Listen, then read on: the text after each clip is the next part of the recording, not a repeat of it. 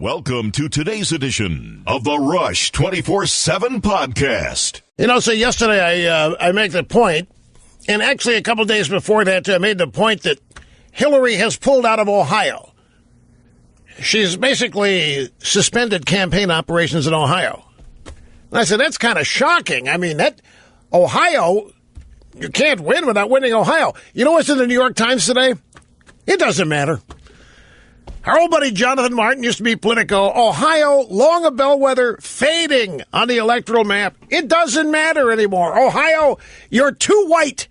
Too many white people to be in any way meaningful in a presidential election. Live from the Southern Command in sunny South Florida, it's Open Line Friday. Now, somehow Ohio still remains crucial. No Republicans won the White House since the Thoracic Age without winning the White House, without winning Ohio. But for the Democrats, it doesn't matter. Hillary pulls out. No big deal. Greetings. Great to have you. Rush Limbaugh, the Excellence in Broadcasting Network, 800-282-2882. The email address, lrushbo@eibnet.com. Okay, I have to tell you, I am being inundated. Well, being inundated may be a bit of an exaggeration, but not by much. I'm getting a lot of emails from a lot of people who are getting full-fledged panicked. I mean, it's time to keep the sharp objects away from some of these people. They are convinced that two things are happening. They are convinced that Trump is blowing this as badly as anybody could blow anything by not forgetting about this porn star. Tweeting out about this woman, this Alicia Machado babe, even at 3 o'clock this morning, while other issues are much more important. The issues that frame and define Hillary Clinton as unqualified and unfit and as corrupt. And they wish Trump would stop this. There are too many other things. It's getting too close to the election now to be sidetracked by all this. And especially this Alicia Machado thing is a setup. It was a fix that has been in and has been planned by the Clinton campaign for a long time, just like Sandra Fluck was. In fact, Molly Hemingway has a terrific story, and it doesn't even mention me. I don't know how that's possible, but it doesn't. A terrific story on how the Democrats set up this whole Fluck thing.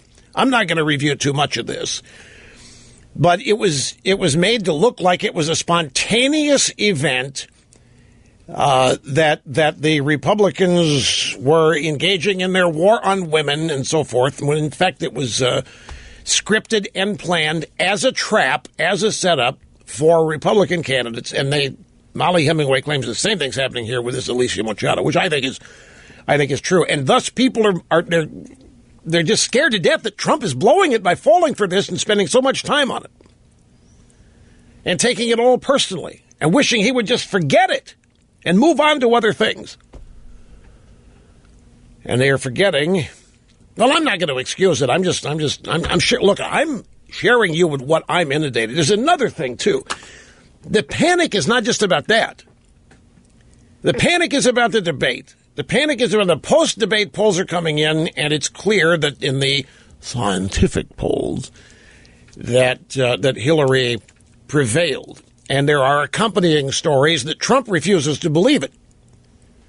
And that some Trump surrogates refuse to believe it. And that the Trump team actually likes these flash polls. They don't discredit the flash polls. The drive-bys and noted conservative intellectuals poo-poo those flash polls that take place, these online polls where you click on who you think won as many times as you want. They trash those polls being inaccurate and unreliable and meaningless in favor of scientific polls, because the scientific polls are scientific.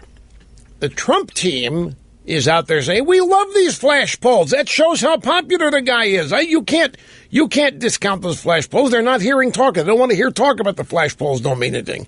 To the Trump team, they mean everything. They are a window into the vast popularity Trump has, which is much greater than the popularity Hillary has. And that I don't doubt. But popularity is not the single determining factor, as we all know, in how people vote. So, but there's all kinds of conflicting information. But what I have gleaned, see, I don't watch the stuff anymore, folks, and I'm not depressed, and I'm not panicked. And I thought long and hard before opening this line of communication today with you. I thought long and hard about telling you this. As I mentioned this to Mr. Snerdley. He said, go ahead, they're not going to think that you're phoning it in. I said, I'm not worried about that. I said, I'm worried they might think that I, by not watching TV every night, might think that I'm not fully as informed as I should. Oh, come on, Rush, there's nobody in the world that's going to think you're not informed. True, I understand. But folks, I have, and it's not just in this campaign. I think I've mentioned a number of times, I've finally have had my fill. It's like the Sunday shows. Years ago, they stopped being appealing to me. There was a time in my life where the McLaughlin Group was appointment television. The McLaughlin Group, I was in Sacramento. It's the 1980s when that show started. And when I saw the McLaughlin Group, I had dreams of being on a show like that someday when I'm planning my career rise and climbing my career ladder. I was never invited to be on that show, but it doesn't mean anything. I was invited to be on Novak's show and a bunch of others. My point is, don't want to sidetrack myself here, at some point, they stopped, and this is not a criticism of them, it's a comment on me. At some point, they stopped exciting me. And they became predictable. I knew, based on the guest panel, what was going to be said. I knew, who needs to watch Eleanor Clift every day to know what she says or what she's going to think? And the same thing with the Sunday shows. You couldn't pull me away from This Week with David Brinkley. They had the round table there with Cokie Roberts and Sam Donaldson and George Will.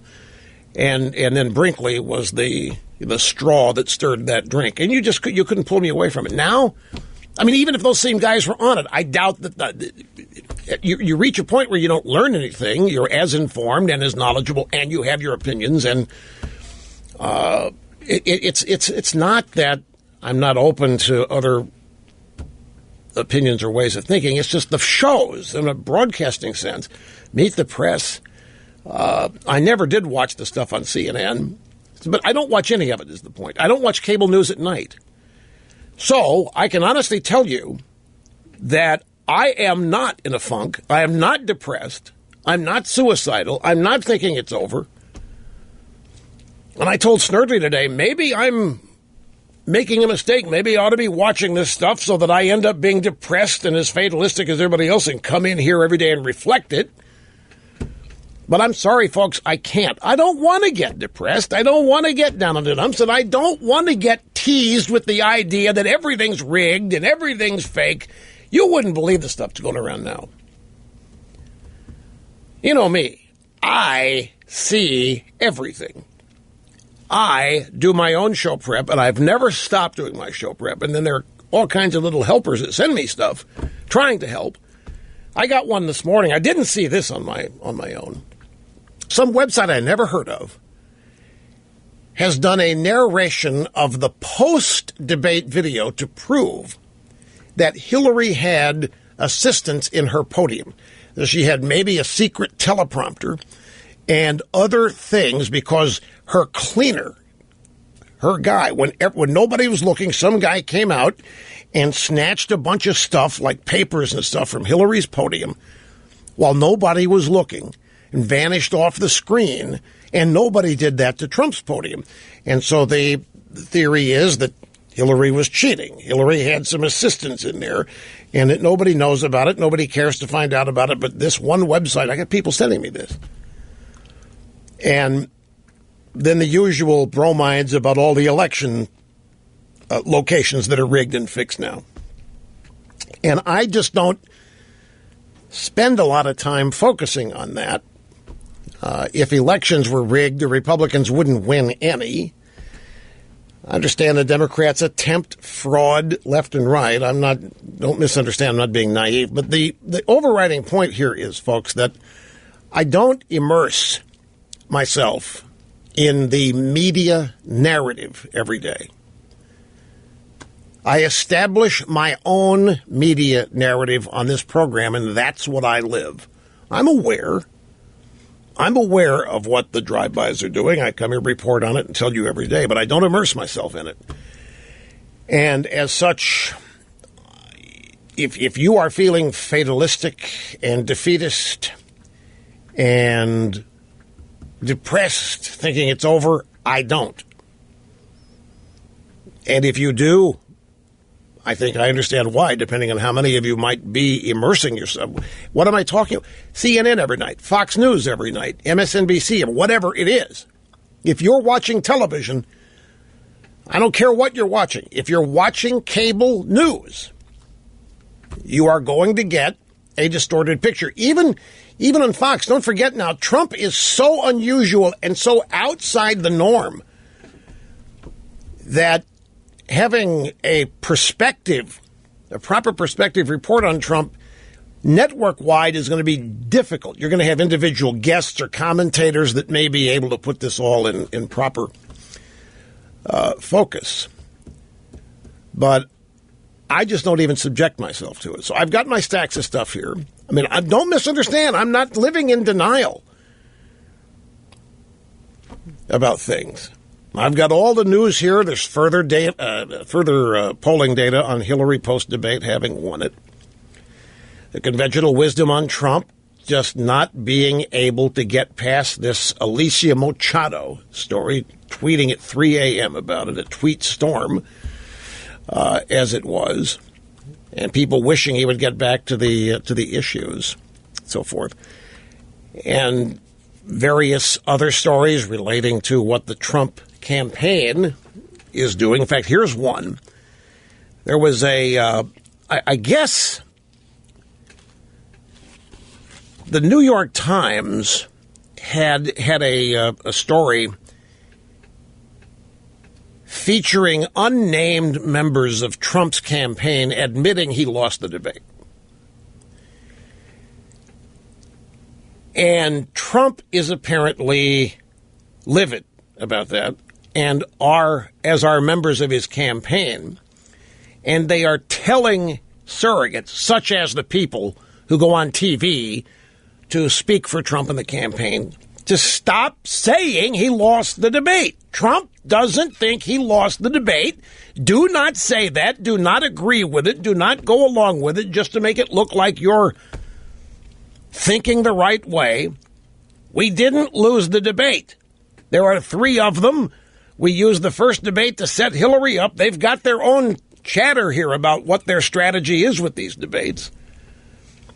And so they're a little bit upset that even some Trump campaign people going on TV and admit, yeah, Trump lost the debate, or admitting that the flash polls afterwards don't tell an accurate or full story. The truth of the matter, as I see it here, I don't see the Democrats acting like this is in the bag. I don't see them acting like it's over and it's smooth sailing. I see them panicking. See what the UN did? The UN sent out a story from their... I didn't even know the UN had a news agency. The United Nations has a news agency. They ran a story begging the 8 million Americans that don't live in the country, scattered around the world, to sign up and vote against Trump. We can't have Trump. Trump is the USA Today newspaper, which has not, and I didn't know this, but that's what they say. They say they haven't endorsed for the presidency in 34 years, but they have now. It's too important. Nobody should vote for Trump. We can't have Trump. You got to vote against him. We got to get rid of Trump. Trump must go. New York Times, same thing. Trump must go. Hillary Clinton, meanwhile, pulls out of Ohio. Hillary Clinton is not pulling ahead, even in these post-debate polls, where it is indicated by the numbers that she won the debate. It doesn't mean anything. She's not getting a boost. She's not getting a bump in the other polls. And even the people responding to these who won the debate in your opinion polls, most of them are not saying it matters in terms of changing their mind or influencing how they're going to vote. Gallup has a new report today that young people, a greater percentage of young people in the last, I think, 10, 15 years are now saying they're not going to vote. And that's got the Democrats panicked. The youth vote, Obama got it. Obama got a vast majority of the millennial-type youth vote. The same cohort is claiming, in polling data anyway, that they're less interested in voting this year in greater numbers than we've seen. That's got the Democrats bothered. They're bothered by the fact that Hillary is not 50 points ahead. They're bothered by the fact that Hillary can't pull away, that she doesn't have. The media is upset. F. Chuck Todd, a number of media people are expressing frustration at their inability to take Trump out despite everything they've thrown at him. They know they have abandoned the principles of journalism. They know they're making no pretense at anything journalistic. Fair, objective, all out the window. They're throwing the kitchen sink at Trump, and they're admitting it doesn't work.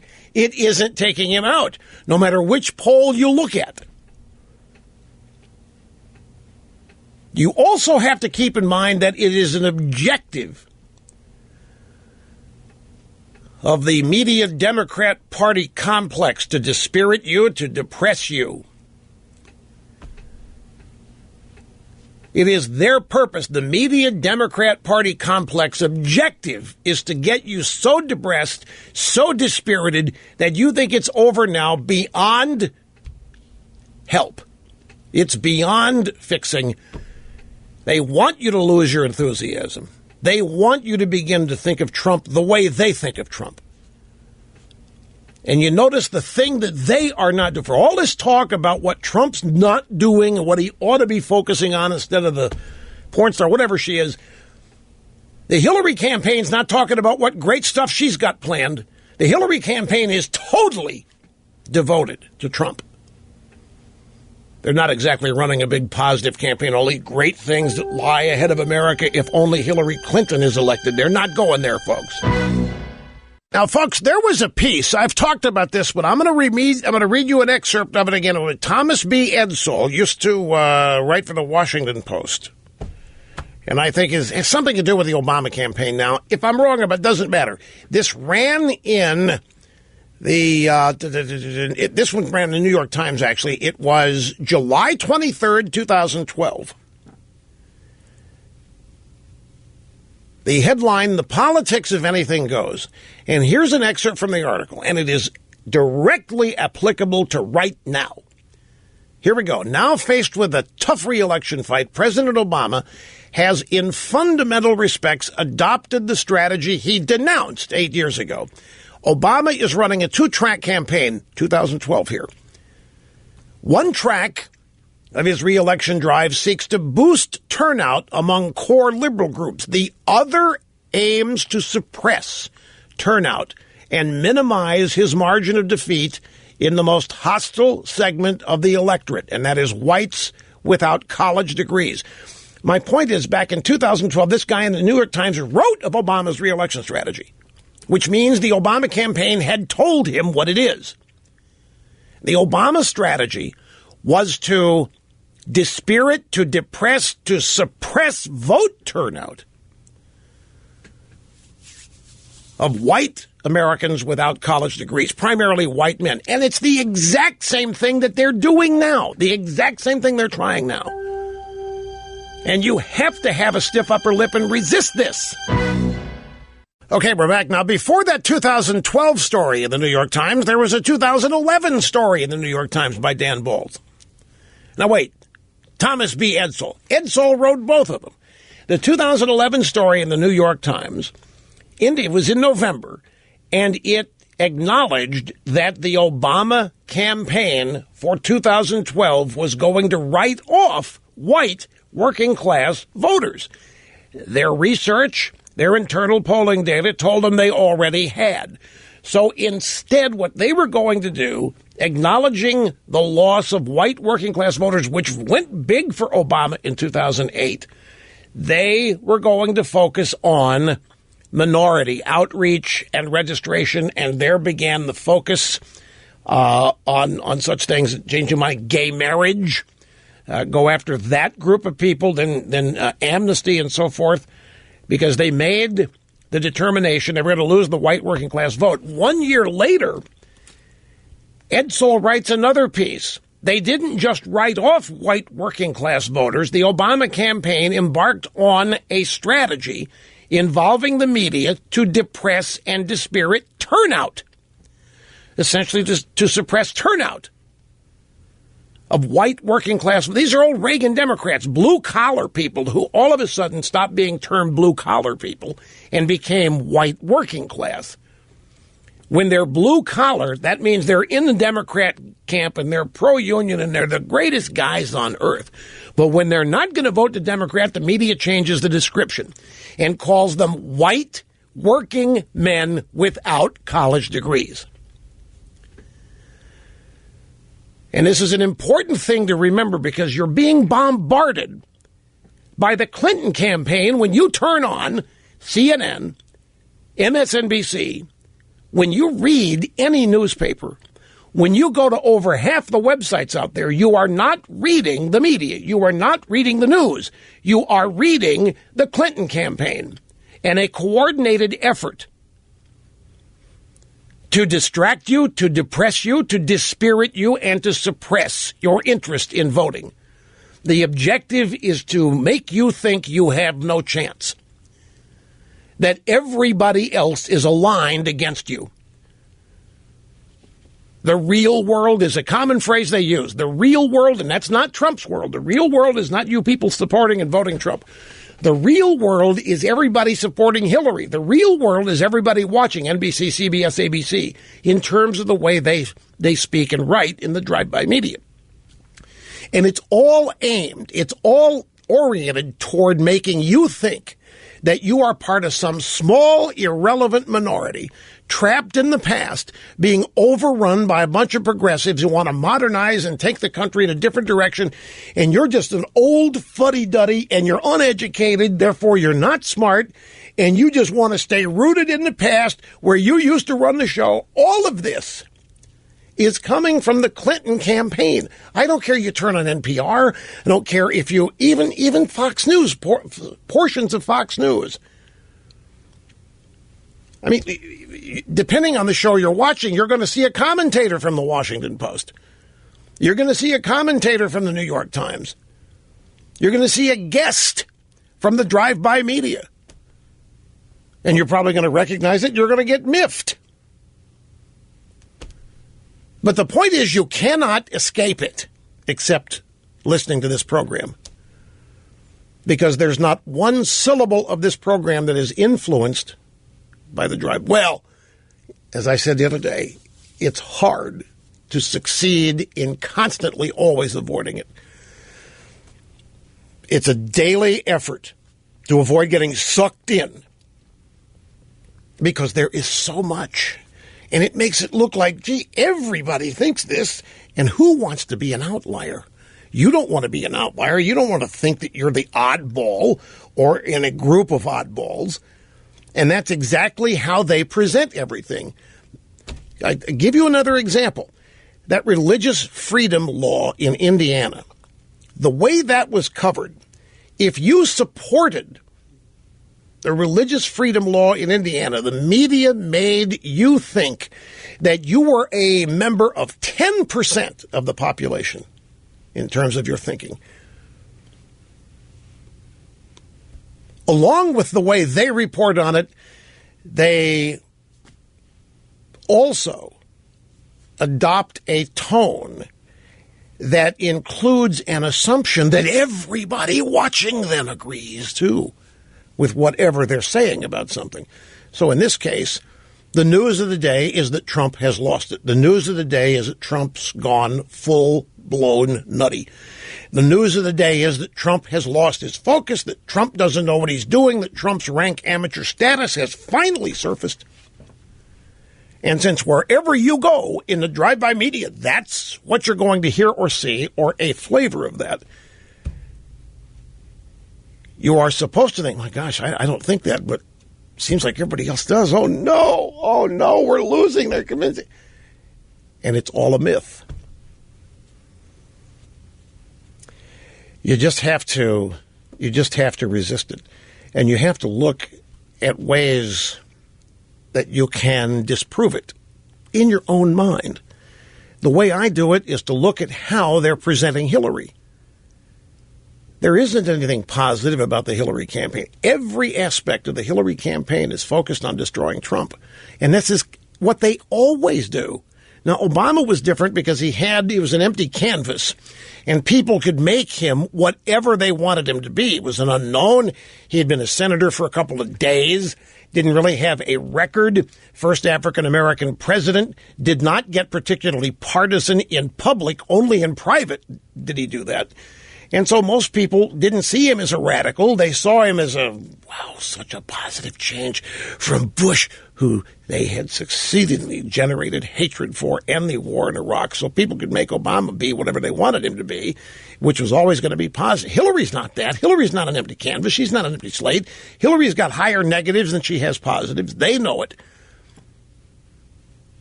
So they're taking the focus off of her. They're taking the focus off the fact she doesn't have an agenda. She does not one that she can ballyhoo.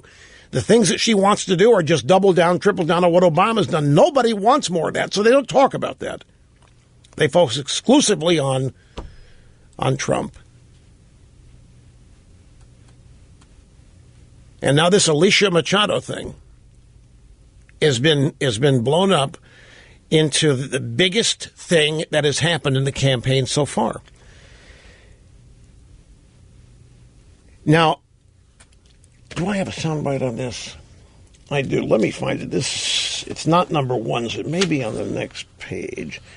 Yes, grab audio soundbite number 4. Show you how this works in a modified way.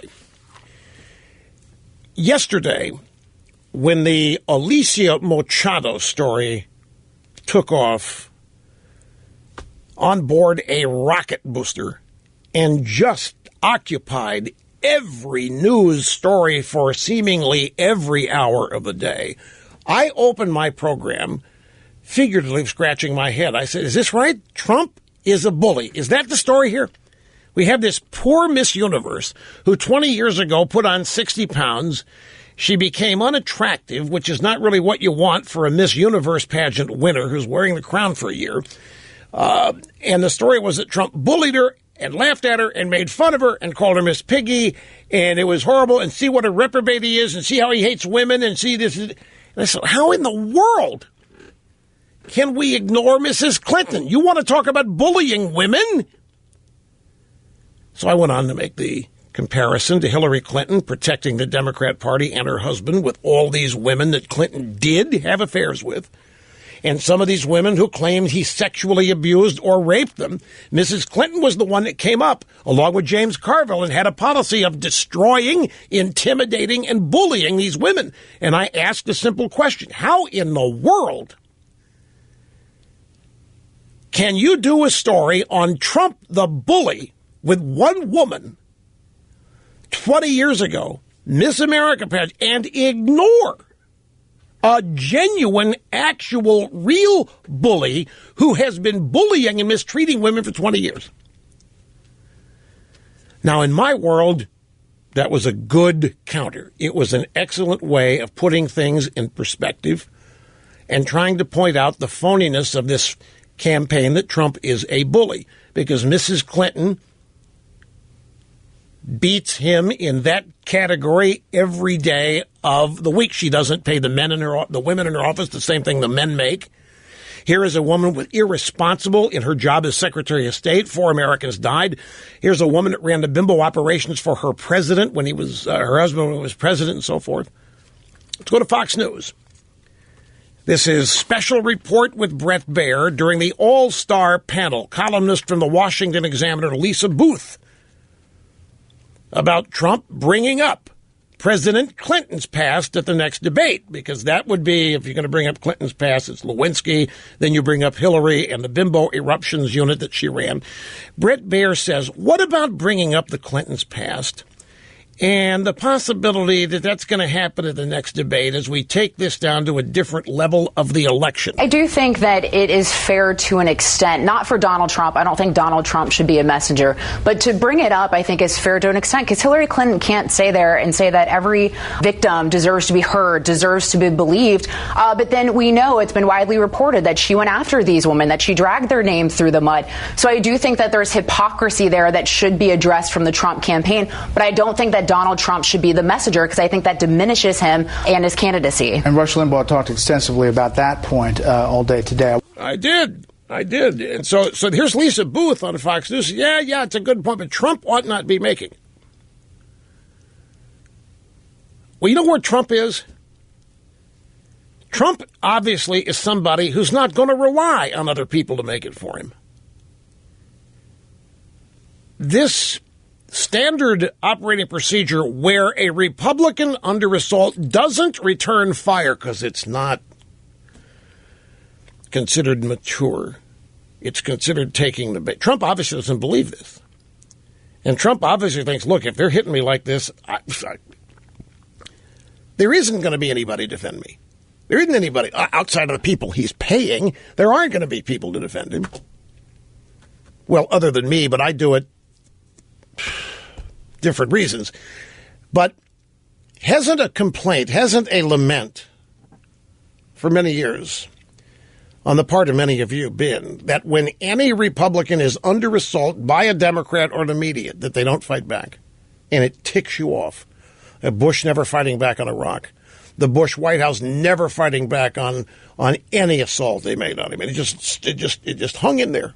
And I had his surrogates, talk radio and others, trying to defend him, but the media just drowned that out for 4 years, 24/7, harping on. Here's Trump actually fighting back on it, which a lot of people have wanted the Republican nominee to do for years.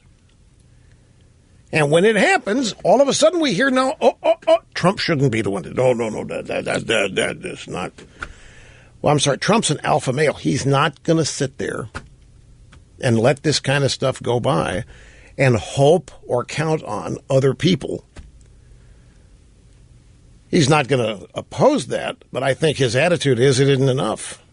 Anyway, I have to take a break again because I'm a little long in the segment, so bear with us all, folks. We'll be right back and continue. It's Open Line Friday. We're going to go to the phones. We're going to start in Youngstown, Ohio, and it's Michael. Great to have you with us, sir. Hello. Mego, Buckley, Ohio dittos, Rush. Thank you, sir. Hey, listen, a couple days ago we had a nice Pence rally in Latonia, Ohio. About 1,000 people showed up. So Mike's talking, a wonderful talk, and he brings up NAFTA and brings up TPP. Keep in mind, we live in the Rust Belt. He says, did you hear Donald's remarks about NAFTA and TPP? And the crowd was, screaming joyfully. And he said, did you hear what Hillary said? And they said, what'd she say? And he said, she said it was the greatest thing ever. The crowd went berserko. The crowd starts chanting USA. They're going out of their mind. People got to realize this election's about one thing only, jobs. If Trump stays on focus with getting rid of TPP, keeping manufacturing in the Rust Belt, not only is he going to carry Ohio, and I heard you mention that she's pulling out of Ohio, but how about Michigan? How about Pennsylvania? How about Western New York? And he's already going to carry West Virginia because of the stuff she did with the coal. So these little things they're doing on the side, they don't mount the hill of beans if you're not going to give the people jobs.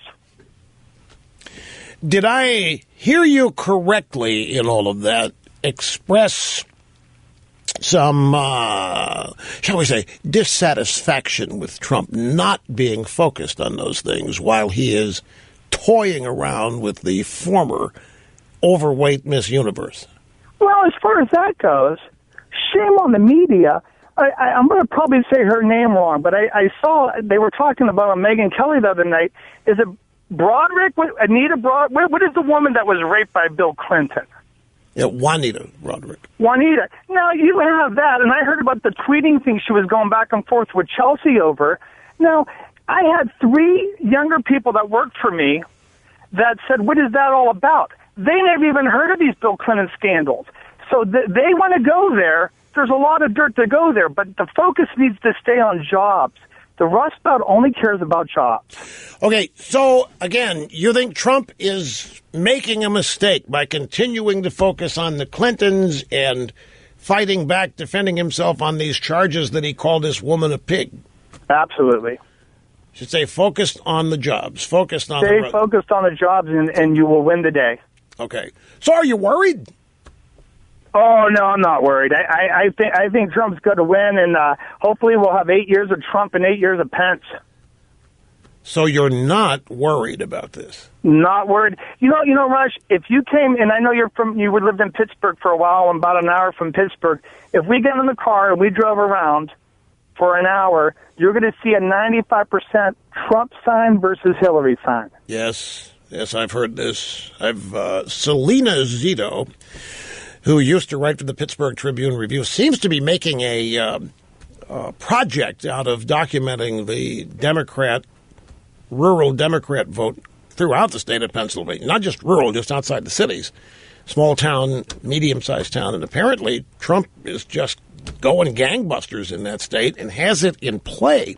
There's so many things like that that defy the conventional wisdom. The Republican ought never, Pennsylvania in a normal election would never be in play, but here it is for Trump, despite all of these forays into the areas people think are a waste of time, such as this former Miss Universe or whatever. I guess you can't even say she gained a lot of weight. That's discriminatory. Open Line Friday, Rush Limbaugh, and more of your input coming right up, my friends. We will be right back.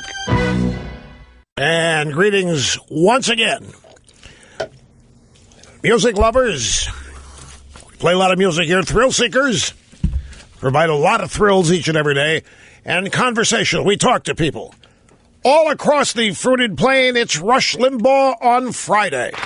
Live from the Southern Command in sunny South Florida, it's Open Line Friday. Yes, sir, Bob. Open Line Friday. Whatever you want to talk about is okay. In fact, I look forward to it. Our telephone number, 800-282-2882, and the email address, if you want to send an email, I check those, as you know. Address, lrushmo at eibnet.us. It is a new email address. Hillary Clinton had another coughing. Well, her cough came back. I haven't heard this yet, so until I hear it, I don't want to really characterize this. It was this afternoon in Fort Pierce, Florida. You ever been to Fort Pierce? So have I. Yeah, I've flown in there a number of times. Great customs office in Fort Pierce. Fort Pierce, Florida. Yeah, right up the coast. Well, I don't know about that. It's a great place to clear customs. That's all I'm telling you. Some of the finest customs agents I've ever met are up there. At any rate, she's up there in Fort Pierce at a campaign event. This is about 28 seconds. Let's listen to this. I have not yet heard this myself. I'm trying to end the campaign focusing on issues that are really close to my heart, and this is one of them.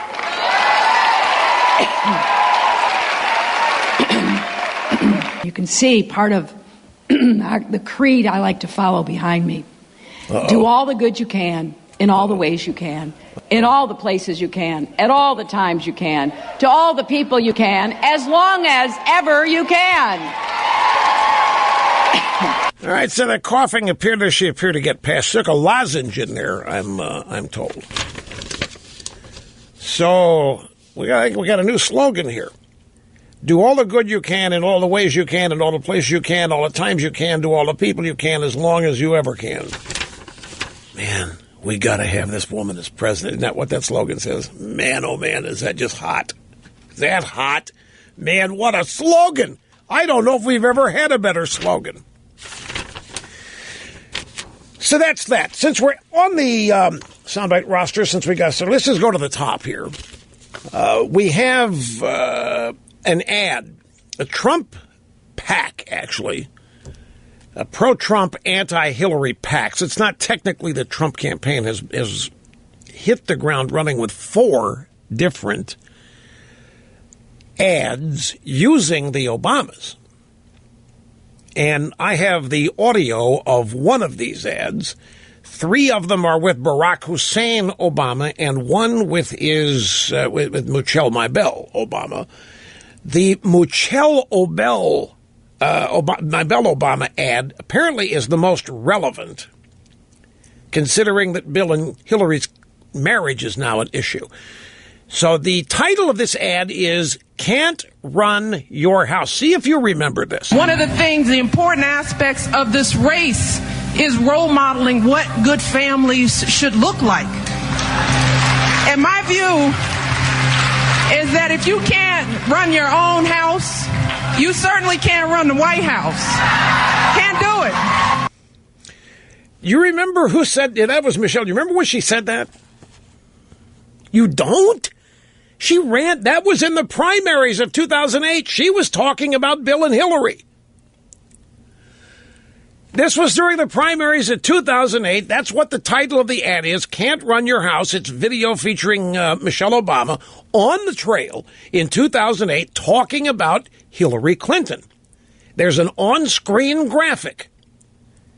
If you really want to know who Hillary Clinton is, let's hear from those who know her best, like Michelle Obama. And let's now, since you know what this whole thing is, let's listen to it again. Here's the graphic at the bottom of the screen when the ad starts. If you really want to know who Hillary Clinton is, let's hear from those who know her best, like Michelle Obama. One of the important aspects of this race is role modeling what good families should look like.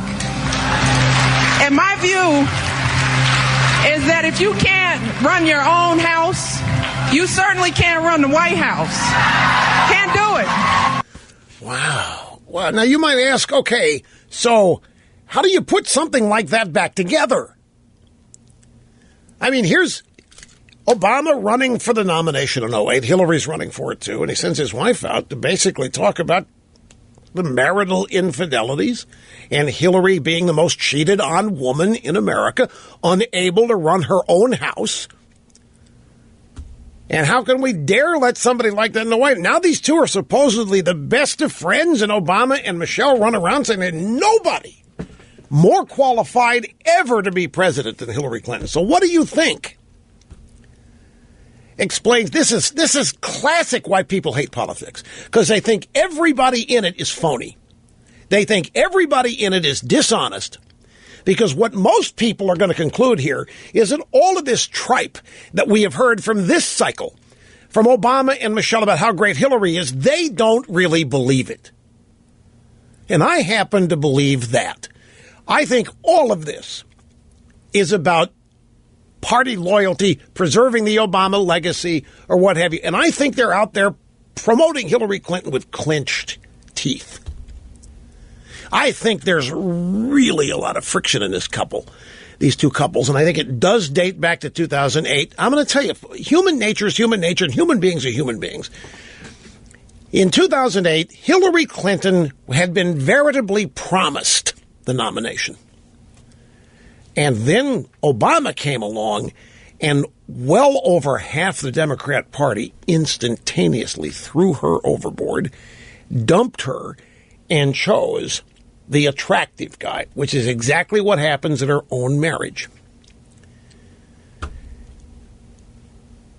And I guarantee there was this friction, and then you remember when Bill Clinton told Teddy Kennedy, they were in South Carolina during the 2008 campaign, and Clinton thought that they had thrown the race card down on him. First black president stuff and lying about having seen all these black churches burn. And Clinton is with Ted Kennedy and says, hey, Ted, you know, the truth of the matter is, in the real world, this guy'd be getting us our coffee. Talking about Obama. Now, these people don't forget this stuff. I guarantee you they don't. But they sweep it aside for the greater purpose, the greater good, which is the never-ending power and control of the Democrat Party. I think it's an effective ad. We'll just have to wait and see. Sticking with the audio sound bites. Yesterday on NPR, I have often imitated for you the way intellectuals speak. And I'm told, I haven't heard this either, but Cookie tells me that it's a perfect example of the practiced and perfected intellectual stutter. All genuine intellectuals stutter on purpose. It is designed to convey thought. That I'm enmeshed in deep thought and doing everything I can, and while I work on how I want to express it, I occasionally will wait just a minute before I actually say it to convey that I'm smarter than you are. Well, this is the Leonard Lopate Show on NPR. And he's speaking with Oxford University professor of European history, Timothy Garton. Timothy Garton Ash, excuse me, I forgot the last name. Timothy Garton Ash, about his new book, Free Speech, 10 Principles for a Connected World. And Leonard Lopate says people seek out other people who agree with them. Exactly, and reinforce their prejudices. And I think one actually sees that in the current presidential election here, and that is very worrying because the essential idea of free speech for democratic self-government is what you saw in ancient Athens. I think if you look at the way, for example, in this presidential election campaign, Trump supporters and Clinton supporters are almost separating out into their separate echo chambers. We watch Fox News, look at Breitbart, listen to Rush Limbaugh. We read the New York Times, listen to MSNBC, and dare I say NPR. I would say there is almost a market failure in the marketplace of ideas. And what we're seeing is the erosion of the public square. So I think we really have to think about how we get the public square back. Yeah, how do we get the public square? The public square is eroding, much like did the Grand Canyon. We know what happened there. Very, very deep gorge. And so failures all around in our various marketplaces of ideas, and people segregating with one another rather than exchanging the wide marketplace of ideas. And what we're really worried about here is hardwired Neanderthal conservatives just can't seem to find a way to agree with us, despite our obvious superiority and our intellectual superiority and our just general all-round better people than those cretins, and they still will not see it our way. And that's basically what I've got these people down pat. So, next up, we're just taking a little tour here of the audio soundbite roster. Kelly File.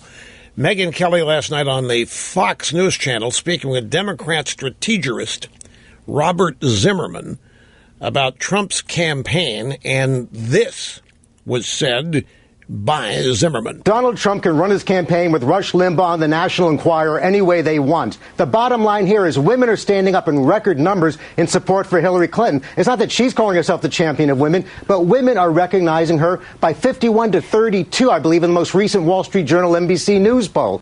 See who all of a sudden is to blame again. So Trump wanders off the reservation talking about Miss Universe. Somehow it's my fault. What this means, look, this Zimmerman guy is a Democrat power broker, and when they throw my name out, they're fundraising. That's what they're doing. They have so successfully cultivated hatred for me within the inner circle of deranged lunatic leftists. When they hear my name, they run for their checkbooks. They are so afraid that what I believe is going to win and become dominant, they throw my name out there, and Democrats run their checkbooks and send money in to the Democrat Party. That's how I get one. I'm not part of the Trump campaign. I don't talk to anybody in the Trump campaign. They don't call me. I don't call them. But now I, all of a sudden, am running Trump's campaign, or Trump's running his campaign with me and the National Enquirer. Okay, moving on to, I've got this. I mentioned this Molly Hemingway piece. I'm torn as to whether or not to even devote time to this, since so many people think that Trump is off the reservation here, ought to get back to the issues instead of being sidetracked and defending himself against whatever the charge is regarding the former Miss Universe. But Molly Hemingway has written a great piece here at The Federalist. And the headline of, let me just touch on a little bit of this. By the way, this is, I think, a first. This is a story about Sandra Fluck that does not mention me. I mean, I'm not even alluded to in this story, which I didn't think was possible. But Molly Hemingway has done it. Alicia Machado is 2016's Sandra Fluck, a Democrat public relations scam. Democrats and the media work together seamlessly to push the idea that innocent, random young women are victimized by mean old Republican men. Now, this piece starts with a little history about who Fluck was and how she came to be. In February 2012, the House Oversight Committee held a hearing about how an Obamacare mandate would harm religious liberty. Now, these religious liberty concerns have been upheld at the Supreme Court all the way down, but were dismissed as illegitimate by Democrat leaders and their many allies in the media back in 2012 at the time. Democrats on the committee, the House Oversight Committee, wanted to have a Georgetown law student testify in favor of forcing religious groups that provide student health plans to violate their conscience if they don't sponsor abortifacients and birth control. In other words, now remember, this was all about making Georgetown supply abortifacients in violation of their religious beliefs, the Catholic school. Well, the members of the committee refused to seat the Georgetown law student in the committee hearing, and Democrats walked out in protest, later holding an event that was made to look like a congressional hearing. It ended up being an ad, but the Democrats scheduled a fake committee hearing. And it was made to look just like a real committee hearing, and the Georgetown law student was testifying. And that's when the Georgetown Law School student claimed that she needed $3,000 a month of free birth control pills, which you can get for $12 at Walmart. And she was demanding that Georgetown look the other way, and if they didn't, that it was sexist and racist and all of this. And she was demanding that Obamacare include and pay for every form of contraception that any woman wanted, for the most part. And that the Democrats ran that, and it looked like it was a genuine congressional hearing. And thus, that Georgetown law student became the centerpiece of the Democrats' war on women messaging that they pounded throughout the year. The media ate it up.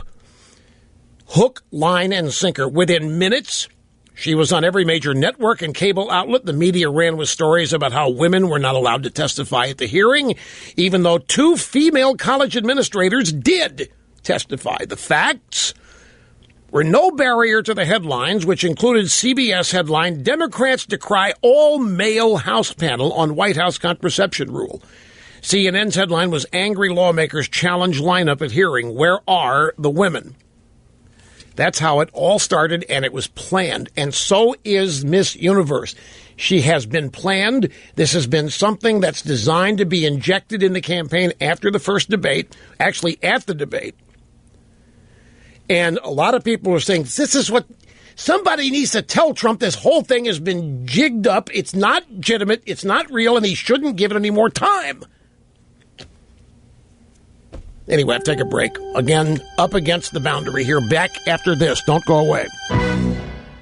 And here's a story, CBS News. The headline, Trump, Clinton duped and used by former Miss Universe. Sorry, Mr. Trump. No. The Miss Universe is being duped and used with her approval and acknowledgement. Hillary is not being duped. Mr. Trump, it's important you realize you were being duped. This is a scam that they've already run once or twice, and they're running it again. This one's on you. Here's Roger in Williamstown, Connecticut. Great to have you on the program, sir. Hello. Rush, thank you. It's an honor, and thank you for your respect and appreciation for your viewers that you show every day. I am one that says we must push the issue and show the American people, talk about the discretions of the Clintons in the past and the way that Hillary has handled that, because nothing shows her naked quest for power in the way that the Clintons, and particularly her, handled that.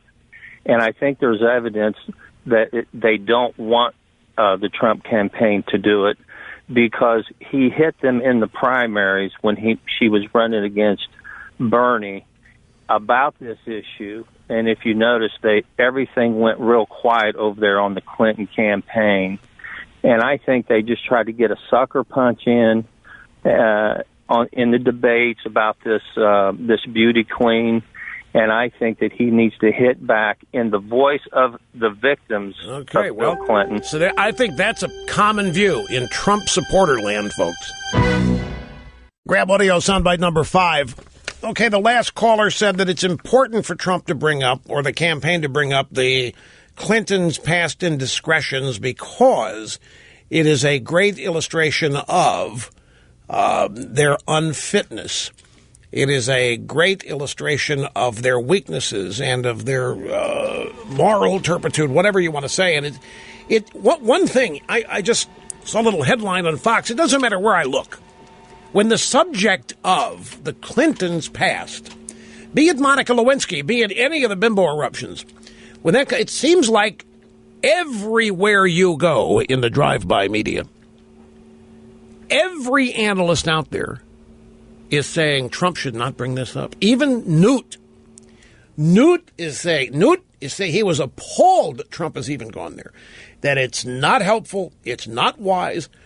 Some people say once you go after somebody in their personal life, you are bringing yours into play. You're exposing your personal life and all the vulnerabilities that might be uncovered there. Well, they're going to hit that on Trump anyway. They already have. And I think it's accurate to say when you watch the drive-by media and they suggest that Trump ought not go there, one of two things. They're either trying to bait him into going there, or they don't really want him to. Could be either or. In this instance, I have to think that the Clintons, tell me, Mr. Snerdley, if you think this has any credence, the Clintons' attitude on all this may be, go ahead and come at us. We've survived this for 20 years. You people have been trying to get us for 20 years on this, and you haven't even gotten close. You haven't even nicked us. So if you want to go after Bill sleeping around, do it again. It ain't going to hurt us. It's never hurt us. And you couldn't blame them for thinking that. There's not a mark on them because of any of that. They have openly lied. Bill Clinton they openly lied on 60 Minutes about it, about Jennifer Flowers. I never had sex with that woman, not a single time, ever. And I never told anybody to lie. That's a lie. They have been exposed. Bill Clinton was convicted of lying before a grand jury. And one of the frustrating things to a lot of people is it has not hurt them at all. Bill Clinton is still the rock star in the Democrat Party. You got this Clinton Foundation, the Clinton Global Initiative, and it seems like people all over the world cannot wait to send these people their money. In fact, it's worse than that. If you want to know the truth, it's worse than that. It seems like the entire Democrat Party and all of its donors have circled the wagons around the Clintons and have done their best to say, you know what, we don't see anything wrong with it. It's their business. If Bill wants to cheat on her, we don't really blame him. But if it wants to happen, none of our business, and it didn't affect the way he did his job, and you all should just shut up about it. But you have to admit, it hasn't hurt them. They haven't been, within a certain segment of the population, their reputations are dirt, but it hasn't hurt they're wealthier than they've ever been. They have more prestige than they've ever had. In fact, it's one of the things that has so many people so upset about the general moral circumstances in our country today.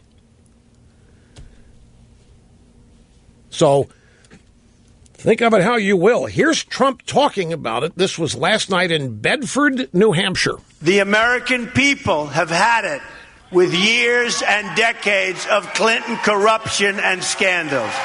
Impeachment for lying. Remember that? Impeach. They're tired of the lies. They're tired of the trivial politics. They're tired of being talked down to, looked down upon, and treated like second-class citizens. The Clintons are the sordid past. We will be the very bright and clean future. Well, Newt Gingrich, oh no, tell me he didn't do it. Yes, he didn't. Oh no, he shouldn't have done it. Newt says he shouldn't have done it. A lot of other people, don't go there.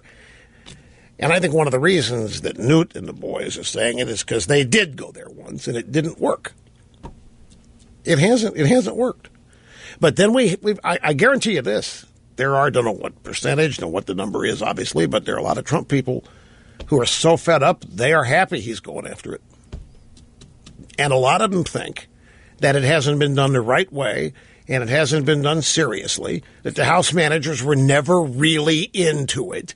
And the criticism has never been full-fledged and meaningful. It was more perfunctory. And there are a lot of people who think that it's an area of great vulnerability for the Clintons. And it seems like the Republicans always pay a price when this kind of thing is exposed about one of them. So tit for tat. So last night in New Hampshire on NH1's news, the political director Paul Steinhauser interviewed Trump. And he said, if it does come up in the next debate, do you think maybe your past marital history is also fair game? I guess. I mean, they can do, but a lot different than his, that I can tell you. I mean, we have a situation where we have a president who was a disaster, and he was ultimately impeached over it, in a sense, for lying. And so we'll see whether or not we discuss it.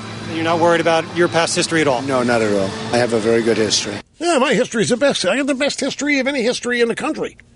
My history is great. Everybody would love to have my history. There's no greater history in the world out there. I can show you my history. See that golf course? I can show you my history. Nobody can out-history my history. That's the way Trump plays this. No, nothing to see. I got nothing to worry about. I'm proud of what I am. I'm proud of what I've done. I'm not ashamed of anything, is his attitude. In the air yesterday, aboard the Clinton campaign plane, Hillary sauntered back to the back of the plane where her campaign staff was sitting, disguised as journalists, a little Q&A, and one of the campaign workers and Mrs. Clinton had this little back and forth. Do you, as someone who presumably wants more women to run for and win office and high office, feel any obligation, if Trump brings up your husband's past, to speak out against a spouse's indiscretions or past being brought into a campaign like this? No. Okay, again, now you understand what this is. This is not an independent journalist asking Hillary a legitimate question. This is a campaign worker, a journalist, by definition, asking Mrs. Clinton, do you, as somebody, note the question here, by the way, you presumably want more women to run for and win for high office. You're such a wonderful person, Mrs. Clinton, and you're such a wonderful woman that we all know you want even more wonderful women like you in public life. Therefore, Mrs. Clinton, do you feel any obligation, if Trump brings up your husband's past, do you feel any obligation to speak out against a spouse's indiscretions or past being brought into a campaign like this? Hillary, no. She does not feel any obligation to speak out against it. Now, some might say she's waving a red flag there to the Texas Longhorn Donald Trump, the bull. We'll see. Back to the phones we go. Steve in La Palma, California. It's great to have you with us. How are you, sir? I'm great, Rush. Decades of dittos from sunny Southern California. Thank you very much. I appreciate your call. Thank you. I address liberals with two main points. One is that the liberals they've changed how we argue. They say constitutionalists are right-wingers. But the thing is, the Constitution is the foundation of all law. Therefore, it should be the foundation of all political measurements. We are not right-wingers. We are constitutional centrists. They seized the center, which helps them in the schools and, just discussing politics and such. And so we got to bring the Constitution back. Second thing, why is everybody forgetting about the horrible debt we're leaving to the children? Everything Hillary proposes leaves more debt to the children. And I call it fiscal child abuse, because these kids are going to have to pay for all these votes that the Democrats are paying for. We've got to bring this to the front. Trump made a big deal in the debate about the national debt and how much it has grown under Obama. I'm going to mention this again. From the moment I was old enough to know what I was hearing, I remember my parents and grandparents warning about the national debt. I remember all the adults warning about the national debt back when it was barely $1 trillion. And they said the same thing. And I'm going back 50 years, folks. I'm 65 years, and I've probably even before I was 15, I started paying attention to this stuff. And I knew what I was listening to. So for 50 years, I have heard people warn about the ramifications of running up this debt, that it is going to provide just a horrible, horrible burden for children and grandchildren. And throughout the 50 years, I don't think anybody can dispute that the economy has grown, that up until about 15 years ago, wages were increasing and wealth was advanced. Now, look, I don't want to get into an esoteric conversation here about economics. I'm not making the case for a big national debt. I'm saying that all my life I heard how it was going to be the end of me, and it hasn't been. I think it's a tough argument to make. I think you can make it better on how irresponsible it is and how we don't have the money, but that doesn't seem to deter anybody from taking it.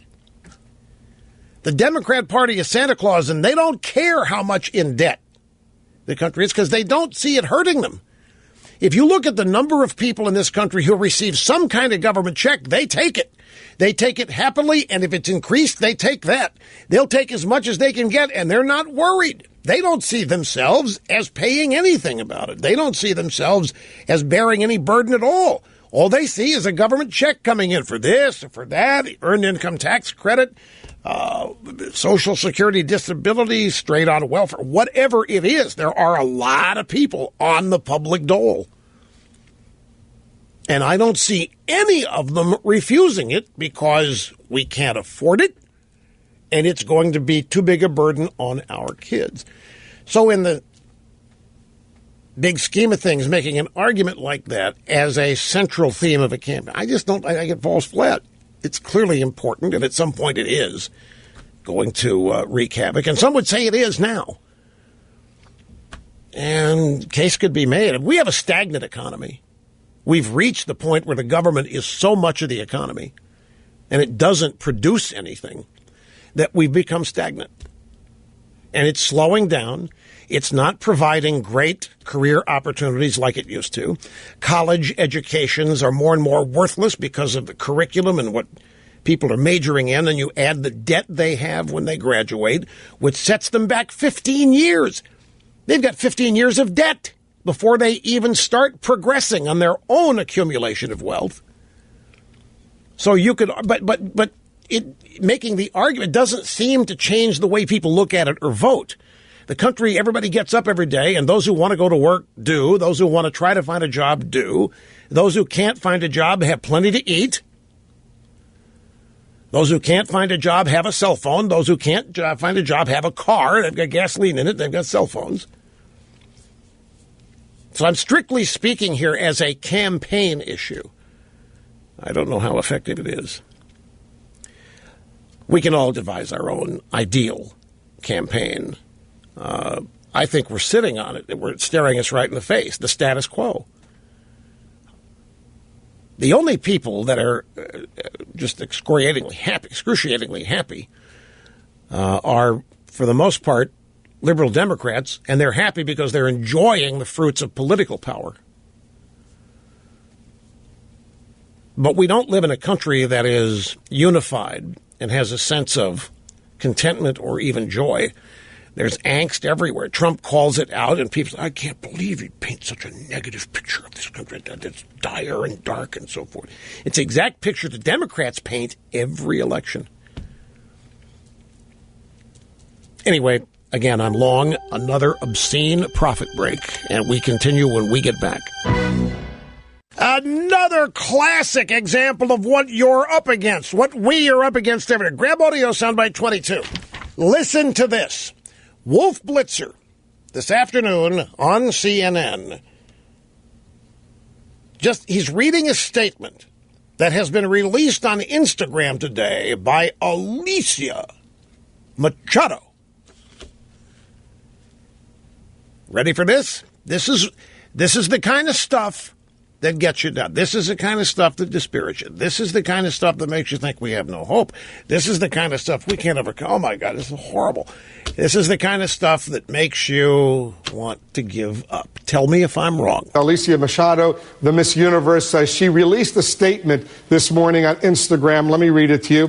The Republican candidate and his campaign team are again generating attacks, insults, and trying to bring back slanders and false accusations about my life. All of these in order to intimidate me, humiliate me, and destabilize me once more. Through his hate campaign, the Republican candidate insists on discrediting and demoralizing a woman, which is definitely one of his most terrifying traits.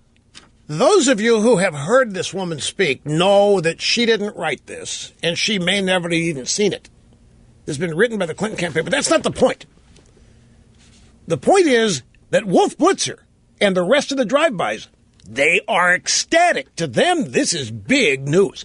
This is a grand update to an ongoing news story. Have they ever read verbatim an Instagram or Facebook post from Kathleen Willey about Bill Clinton? Have they ever read verbatim and heralded and made a big news story out of anything Juanita Broderick has said about Bill Clinton and her allegation that he raped her? Have you ever heard the Democrats and the media, let's stick with the media, ever heard Wolf Blitzer or anybody else in the drive-bys read anything any opponent of Bill or Hillary Clinton has ever posted in the campaign on Instagram anywhere and read it verbatim? You haven't. So you see something like this if you're watching CNN, and you're going to hear about it. You've heard about it now because I've informed you. It's supposed to dispirit you. It's supposed to make you mad. It's supposed to just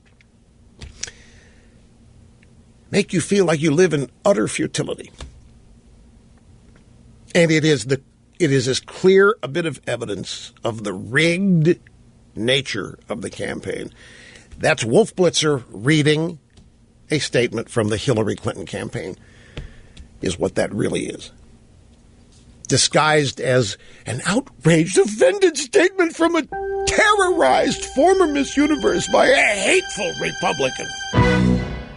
Sit tight, my friends. Open Line Friday continues after this brief, obscene profit break at the top of the hour.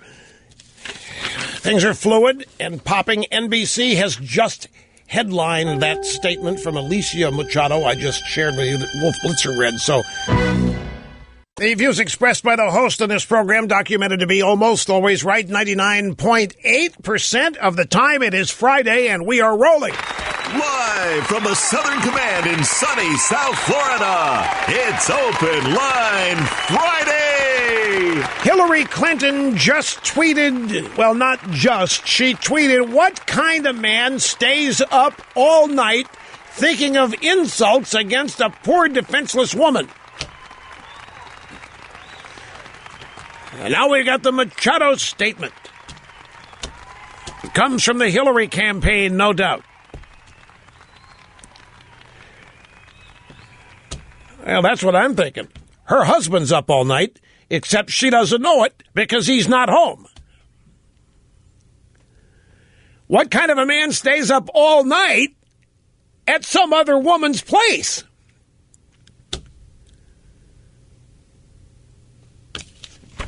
All right, well, let's just play tit for tat here. Grab audio soundbite number 8, August 24th, just a little over a month ago, on the World Alternative Media blog website, YouTube channel. Josh Sigurdson interviewed former nursing home administrator Juanita Broderick, and he said, do you ever fear for your life or your safety? Yes, I do. You know, in fact, I have my home up for sale now because I live alone in a huge home on 23 acres. It's just an absolutely gorgeous place, and I've loved it all these years, but I just don't feel safe anymore. Especially if she does become president, I'll fear even more for the retribution that I might suffer. Why does Wolf Blitzer not find this? I mean, I'm asking this stuff rhetorically. Why isn't this news to somebody like Wolf Blitzer? Here's a woman who claims that Bill Clinton raped her. And, you know, there has not been a rock-solid refutation of that. It continues to survive out there. And she's explaining that she's afraid of the retribution that the Clintons are known for. Do you think this would be news to anybody who drive by me? Of course not. To them, Juanita Broderick is an outlier, a little bit of, she may not even be right. You know, she could be a little off-center, a little touched. And that's not it at all. It's just they're going to circle the wagons. They're going to defend and protect the Clintons on this no matter what. Here's Hillary Clinton back on January 30th, 1992. Primetime Live, Sam Donaldson interviewed her. And here's what she said about Jennifer Flowers. If somebody's willing to pay you $130,000 or $170,000 to say something, and you get your 15 minutes of fame, and you get your picture on the front page of every newspaper, and you're some failed cabaret singer who doesn't even have much of a resume to fall back on, and what's there she's lied about. You know, that's the daughter of Willie Horton, as far as I'm concerned. It's the same kind of attempt to keep the real issues of this country out of the mainstream debate where they need to be. January 30, 1992, but we all know now that it was the Clintons lying about Jennifer Flowers. But Jennifer Flowers is verboten today, too. I mean, Wolf Blitzer wouldn't be moved at all by anything she had to say, nor would he be moved by Juanita Broderick's open expression of fear of retribution, because she knows about the bimbo eruption. She knows what has happened to the women who came forward, alleged things about Clinton. Here's Kathleen Willey, September 22, 2000. Hillary Clinton and her minions tried to destroy Kathleen Willey's life. Kathleen Willey, just to remind you, this is at some point during the Clinton campaign. It might have been the campaign in 92. It might have been the campaign in 96. It might have been when he was president. I don't remember exactly when, but I'll never forget the incident. Clinton had landed wherever it was, at the airport, wherever it was that Kathleen Willey lived. She was there for some reason. And Clinton called some guy over. Hey, who's that babe? You got to introduce me to that babe. And it was Kathleen Willey. And one thing led to another, and her husband ended up committing suicide, right? Yeah, that's right. She was a volunteer for his campaign, made trips to the Oval Office or so forth, and she has been trying to sound the warning bells about Bill and Hillary for years, and it falls on deaf ears at the drive-by media. She held a press conference in September of 2000 to announce her lawsuit against Clinton, who was at the time president, and Hillary. Today I am suing the president, the first lady, and the White House aides because of their efforts to intimidate and harass me. Before I testified in the Paula Jones case, a stranger approached me, mentioned my 13-year-old cat who had disappeared, my tires which had been vandalized, and asked how my children by name were, and said, "You're just not getting the message." After my testimony before Judge Starr's grand jury and my appearance on 60 Minutes, White House aide Sidney Blumenthal boasted that my reputation would be ruined in a matter of days. Now, why is this not news? Why this has never been of any interest whatsoever to Wolf Blitzer or F. Chuck Todd or anybody else at ABC, CBS, NBC, New York Times, Washington Post. Never been any interest. And here comes Alicia Machado, she was last on the stage 20 years ago as a Miss Universe who did gain a whole lot of weight, which is not good. And Trump wrote about it in his book, The Art of the Comeback. And he expressed, when nobody paying any attention to this, he expressed how he had tried to help her. He went to the gym with her. He brought her down to Mar-a-Lago. He did everything he could to help. And he described working with her was really a pain. And so Hillary brings her up, and look at now. She is the story of the campaign. How does this happen? It happens because of collusion between the drive-by media and the Clinton campaign. It's the media-Clinton complex. They're inseparable. It is one and the same. That's why. We now jump forward to this morning on CNN's newsroom with the infobabe Carol Costello. She found a former Miss Wisconsin, Melissa Young, and she spoke to her about Trump. Costello said specifically, how did Mr. Trump help you and your son? I was in the hospital really fighting for my life. That day I was actually given my last rites, and a delivery man came to the door of the hospital and said, here, I have an envelope for you. And handwritten by Mr. Trump, it said, must be delivered by 8 a.m.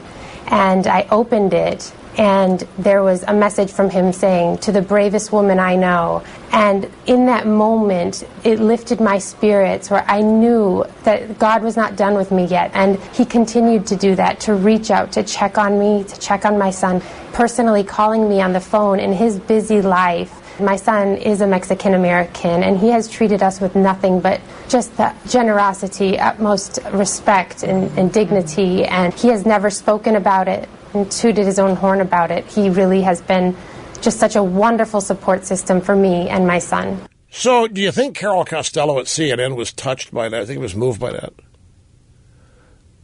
Well, she wasn't moved by that at all. Carol Costello, if anything, was a little irritated by this. Well, Melissa, you've heard all that is going on right now, and the other women who participated in Trump-sponsored beauty pageants, they tell a much different story.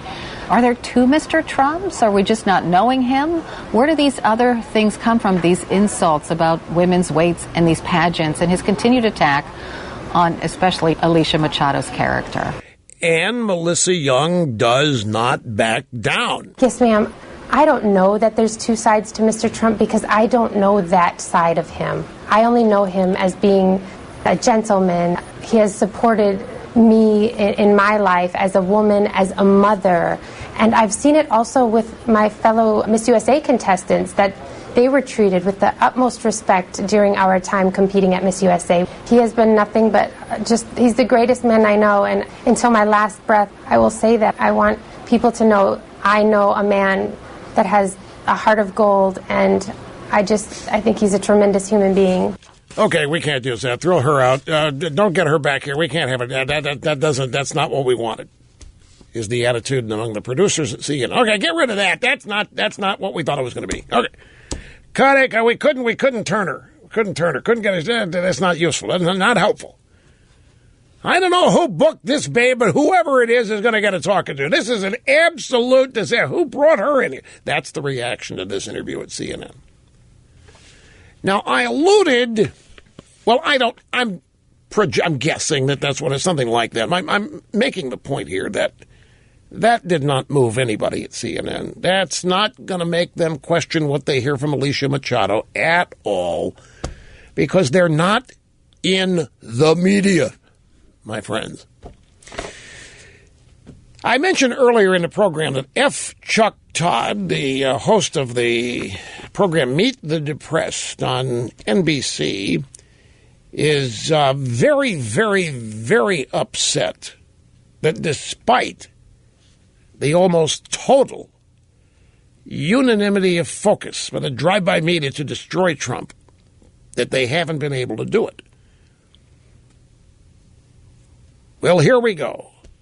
It was the Today Show today. The co-host, Matt Lauer, the disgraced Matt Lauer, has F. Chuck Todd on there. And Matt Lauer said, what about this USA Today thing?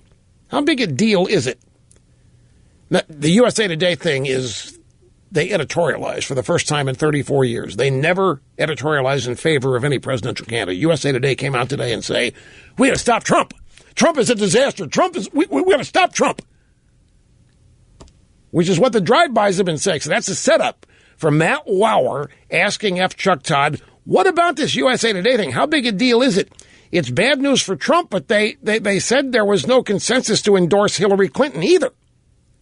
USA Today, yeah, we hate Trump, but they didn't endorse Hillary. Well, big deal. What else are they doing? They might say so. Anyway, here is what the Chucker said. What's amazing here, Matt, is it's more of the collection of first times. The first time USA Today has ever done this. We have the Arizona Republic, the Dallas Morning News, the Cincinnati Enquirer. First time they've ever endorsed a Democrat instead of the Republican. There is this collective, the American intelligentsia, right? Not a single Fortune 100 CEO is for Trump. You have all these people that are collectively saying you cannot support Trump. What's amazing is how little impact all of this is having. It's not as if he's collapsing right now. See, they can't understand it. My God, we've fixed it so that everybody who we think matters is coming out against Trump, and he won't collapse. It doesn't matter. It's not working. So they are frustrated. And now Hillary has pulled out of Ohio, and the New York Times dutifully says, that's okay, Ohio doesn't matter anymore. I've got it right here. Ohio, long a bellwether, is fading on the electoral map. You know why? Because it's too white. Ohio is no longer the great predictor. Ohio is no longer the great indication. It used to be that you couldn't win the presidency without winning Ohio, because Ohio had collectively a microcosm of the country's population. But now, Ohio doesn't matter, since Hillary is not doing well. And they say it's just too white. It's too white. There aren't enough illegals there. There aren't enough minorities. And so we can't use Ohio the way we have in the past. Ladies and gentlemen, I neglected to tell you something about the New York Times and this Ohio story. The story today, which is September, well, it ran last night. It was dated September 30th. Ohio, long a bellwether, is fading on the electoral map. The New York Times headline, July 4th, a couple of months ago, when Hillary was thought to have Ohio in the bag, Trump finds himself playing catch-up in all-important Ohio.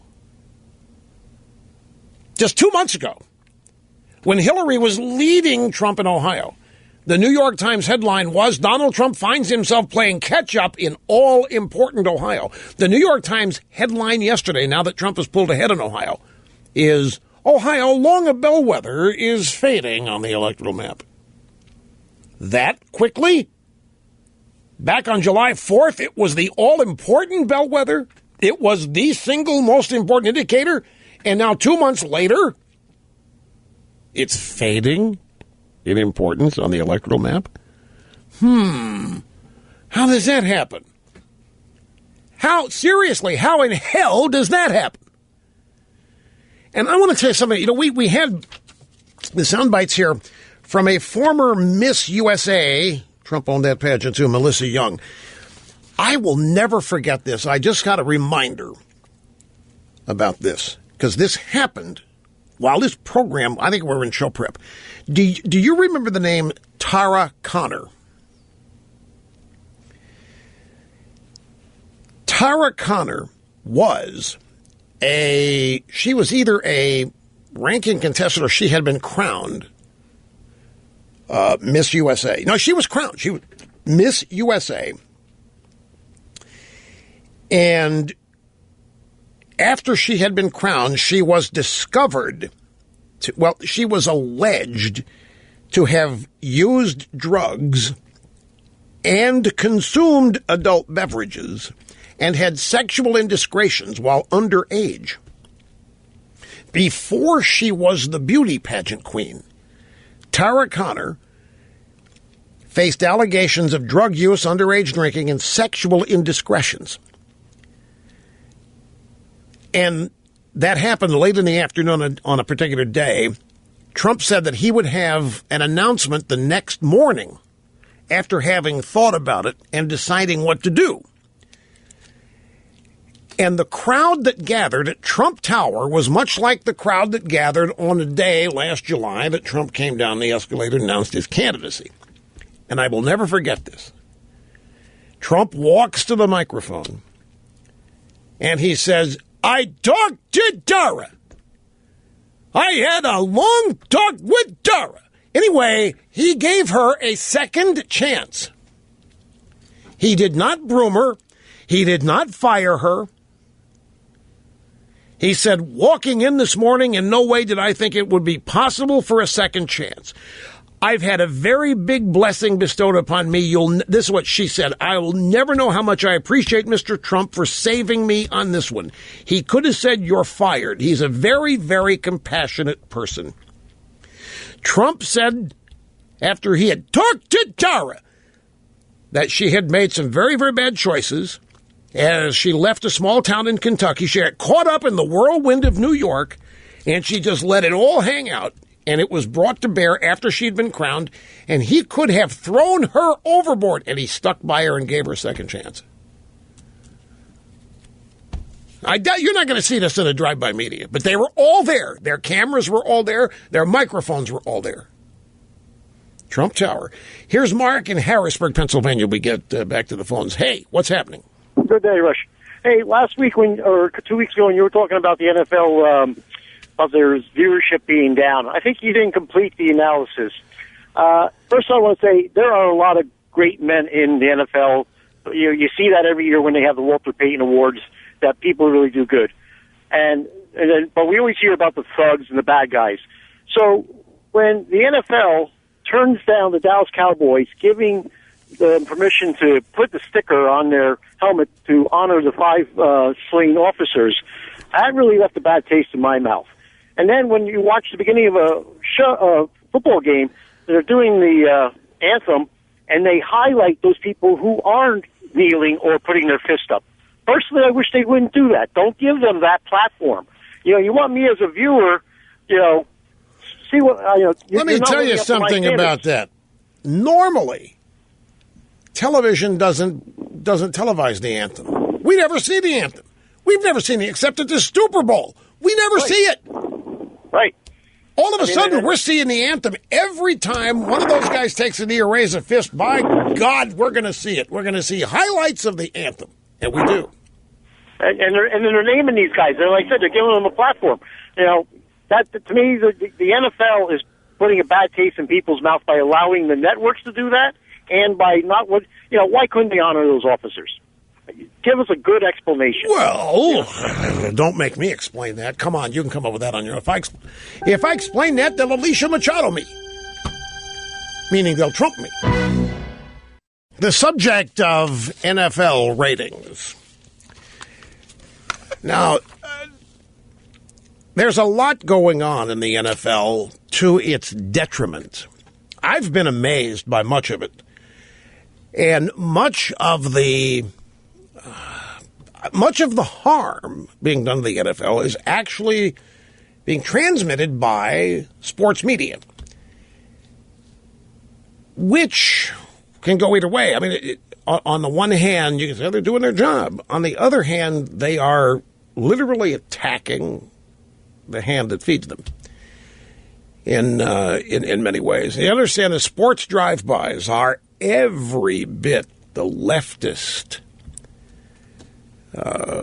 radicals that their brethren in the so-called straight news media are. Now, the NFL, as far as what it's officially saying about the ratings decline, is to really not acknowledge it, except to say that they think there have not been great marquee matchups. They have gone on to say they've been up against different kind of competition, the presidential campaign. They're blaming presidential politics for a lot of this.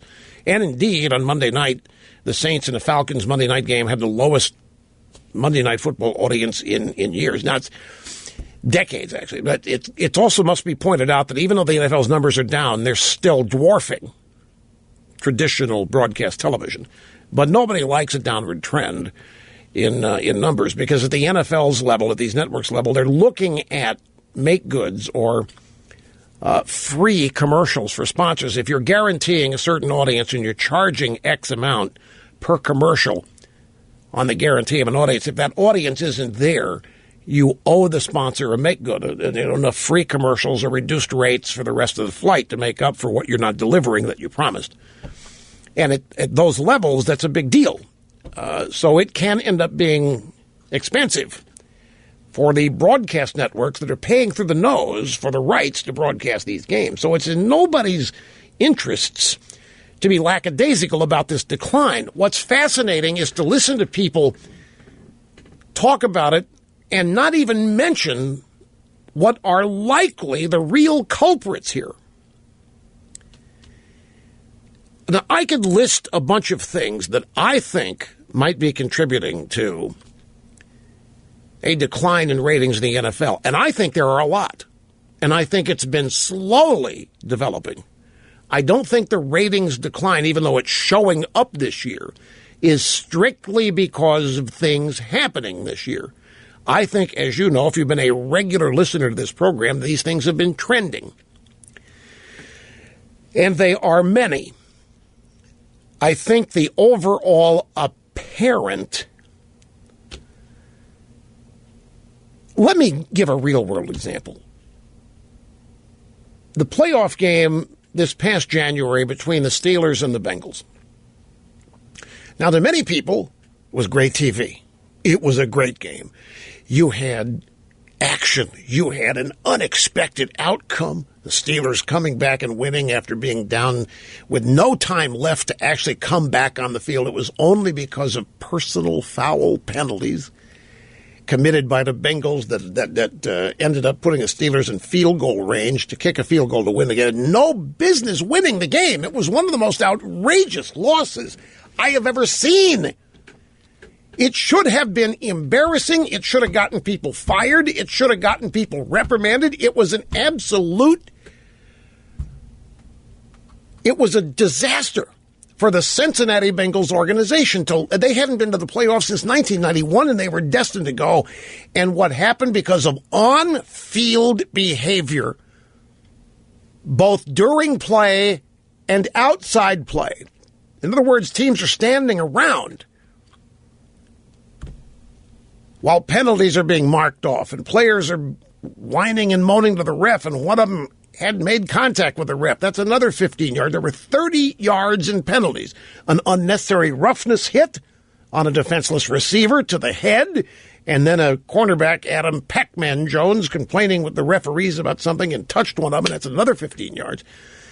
I think viewers see this kind of thing, and this is not the kind of football they want to watch. The people that advocate for it, it's great TV. Man, it was great TV, and it was great hitting, but it wasn't football. It looked like something you see not on the football field. And it makes people nervous. This is a slow build. It's not that one game, that one incident. There is no one game or one incident that's going to be responsible for the decline. The league, at the same time, you fans, I'm sure, note all the suspensions?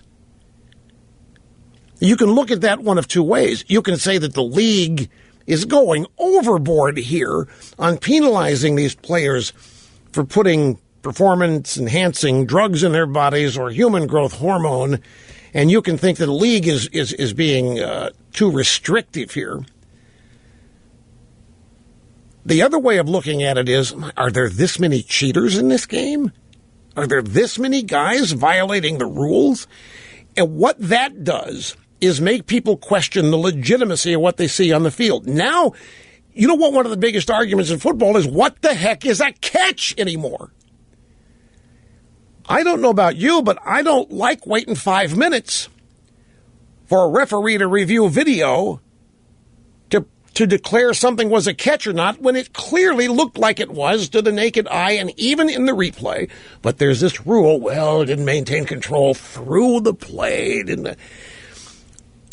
The number of replays and the length of time they take, coupled with the commercial breaks. You can, in depending on the game, you can see 3 plays take 10 minutes. You score a touchdown, commercial break, extra point, commercial break, kickoff, commercial break. So you have 3 plays there, and you've got at least 8 minutes of commercials. Slow little things. Now you add to it Colin Kaepernick and the open disrespect for America. I don't care what you think about how great that is, how honorable that is, what great free speech it is, what great civil protest it is. This is not where people want to see it. This is not why they tune in.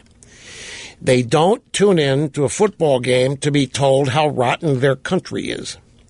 They don't want to hear. They hear that every elsewhere day in their lives. They don't want to hear it Sunday afternoon, Sunday night, or Monday night, now Thursday night. It's a number of things, I think, that are accumulating. The suspensions of star players, Deflategate. Look, a lot of people think that it was a legitimate suspension because it's the Patriots and everybody thinks and knows they cheat. Other people think, my God, you took your biggest star off the field for 4 weeks. The NFL's a television show. That's what it is. And the NFL is a stage. Those fields, those stadiums are stages, and the NFL owns the stage. And now you have players trying to commandeer the stage that they didn't build. That's for their own purposes, political purposes, nothing to do with the game. The NFL has made no bones about its devotion to America and its patriotism, with so many big American flags on display and military groups participating in the national anthem and God Bless America. And now the focus is on a bunch of players who are making millions of dollars talking about how oppressed they are in the greatest country on earth, and it's not washing with a bunch of people. So it's not just one thing. It's a trend that is occurring with a whole lot of elements in it. But you can't read sports media today. You cannot read it without endless stories on player here or player there, accused of some crime or violating some NFL rule, abusing women, driving under the influence. I mean, whatever it is. It may be no greater percentage of the NFL than any other population group, but it's being heralded. I mean, it's been really pointed out. And then you've got to add to this, the media doesn't like the commissioner. And so they think everybody should hate the commissioner. And so they've kind of done to Goodell what they did to George W. Bush. Now, I'm not going to weigh in. Whether Goodell deserves to be hated by the fans, it's beside the point now. He is. Whether he deserves to be or not. The media would tell us that he's despised and hated because of the Ray Rice suspension. He didn't take it seriously enough. Ray Rice slugged his wife in that elevator and dragged her out of there like Trump and Miss Machado. And he only got a 6-week percentage. And they blew up. And so now Ray Rice got a full year suspension. They had to come back to it. And for that one incident, that started the ball rolling on how Goodell is out of touch. I'm telling you, the noteworthy news surrounding the NFL is not about great plays. It's not about great games anymore. It's about all this off-field stuff. And it's not the kind of stuff that makes people want to tune in and see what's going to happen on the field every Sunday. The reporting on the game has changed entirely. You got this concussion stuff with all these stories now about parents that aren't going to let their kids play football. Anytime now, because the sensitivity has been raised, anytime there is a collision on the field that involve head strikes and helmets, now the public my God, that's cheating. How'd they better throw those guys on it? It's totally changed the way people watch the game, appreciate the game, understand how it's played. I think they've got huge problems here. And we're seeing the beginning here of what could be a major problem unless they get their handle on it. And I don't know that they know what their problems are. I mean, believe me, they're not helping themselves when they promote all of these players taking a stand against the United States by virtue of action they're taking with the flag and the national anthem. They may think that's a great thing. They may think in 2016 America, as culturally aware as people are, and the divisive nature we face now in our culture, that's really good. It shows the NFL is relevant and in touch with what's currently happening. It's not why people watch. Whether people know it, whether the ardent fans know it, and I suspect they do, but believe me, going to a game, watching it on TV, there's a lot of fantasy involved. Thinking you could do it, how great that life would be. Man, I would love to be an NFL player. You live your life through these guys, depending on how old or young you are. You use the time to get away from all the other days of the week where you hear how rotten your country is, or you hear how rotten you are, or you hear how rotten your candidate is and how great the other candidate is. You go to watch a sport, baseball too, football, doesn't matter what it is. It's an escape from all that. And now the sport is bringing all that stuff to it and promoting it. And we'll see if people adjust to it and end up not minding it. We'll see. But the early indications are people are not thrilled. I got to take a break. I didn't mean to go so long on this, but I can't help it. Once I get on a roll, it just happens. Hi, how are you? Great to have you. Rush Limbaugh back at it. By the way, Donald Trump just tweeted, for those few people knocking me for tweeting at 3 o'clock in the morning, at least you know I will be there, awake, to answer the call. This is in response to Hillary tweeting, what kind of man is it that tweets out insults to an innocent woman at 3 o'clock in the morning and stays up late at night or whatever Trump's answer was? For those few people knocking me for tweeting at 3 in the morning, at least you know I'll be there awake to answer the call. Trump fans applaud. Let's see if this ends up being noteworthy in the drive-by media. Take the music down. The Commission on Presidential Debates revealed in a one-sentence statement today, just now, that Donald Trump's audio was impacted in the first presidential debate with Hillary Clinton. There were issues regarding Trump's audio that affected the sound level in the debate hall. Remember, he said he couldn't hear himself half the time, and the sniffles and everything. We discussed compression and how that can bring all those surface noises up, and now they're admitting that there was a flaw in Trump's audio during the debate. Let's see if Wolf Blitzer makes note of this later.